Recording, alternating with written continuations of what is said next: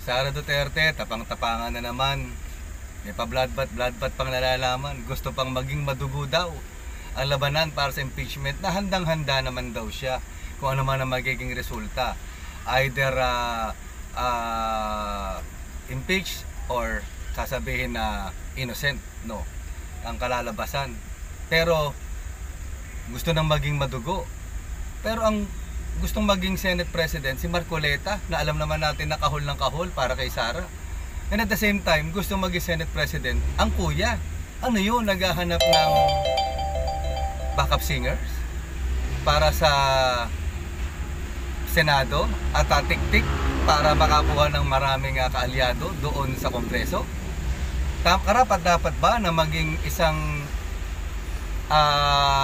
Speaker of the House ang absentee pulong at ang isang ang inisip lamang ay to protect the princess na gustong maging Senate President? Kayo na humusga. Akala ko ba bloodbath? Akala ko ba matapang? Ang ending manang-mana lang sa tatay. Gusto lang laging pabida, pabebe. Huwag kasi masyado nagkakakain ng Jollibee. Right? So, like and share. At huwag kalimutan mag-subscribe. Right?